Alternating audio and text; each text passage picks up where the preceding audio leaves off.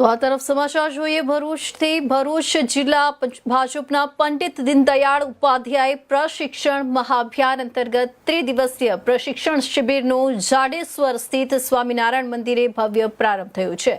પ્રદેશ મહામંત્રી ડોક્ટર પ્રશાંત કોરાટની ઉપસ્થિતિમાં પ્રશિક્ષણ વર્ગનું ઉદ્ઘાટન કરવામાં આવ્યું હતું।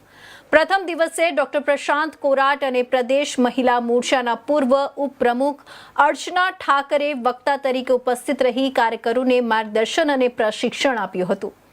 3 દિવસ દરમિયાન કુલ 11 સત્રોમાં ભાજપના જિલ્લા હોદ્દેદારો, પદાધિકારીઓ અને જનપ્રતિનિધિઓને પ્રશિક્ષણ આપવામાં આવશે।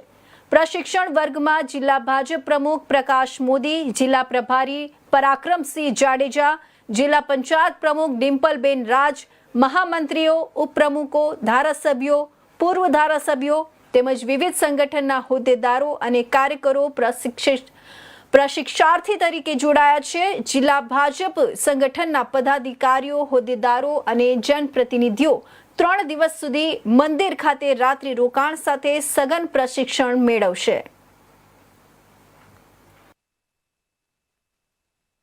भारतीय जनता पार्टी भरूच जिला द्वारा पंडित दीनदयाल उपाध्याय प्रशिक्षण महाअभियान 2026 अंतर्गत राज्य जिल्लाનો વર્ગનું આયોજન થયું છે। અમારા જિલ્લાના અધ્યક્ષ પ્રકાશભાઈ મોદીના નેતૃત્વમાં અને અમારા પ્રભારી પરાક્રમસિંહના માર્ગદર્શનમાં આજે જિલ્લાભરના અપેક્ષિત કાર્યકર્તાઓનો આ વર્ગનું આયોજન છે।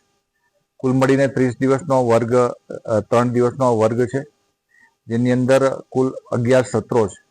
વિવિધ વિષયો ઉપર પ્રદેશ ભારતીય જનતા પાર્ટી દ્વારા નિશ્ચિત કરેલા વક્તાઓ એ વિષયો ઉપર વાત કરવા મૂકવા આવવાના છે।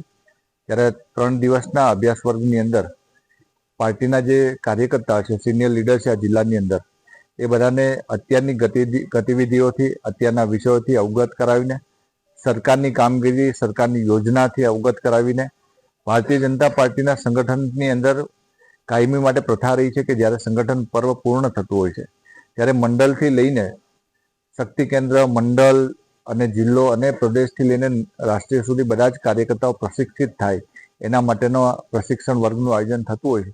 ત્યારે આજે ભરૂચ જિલ્લાની અંદર પણ ખૂબ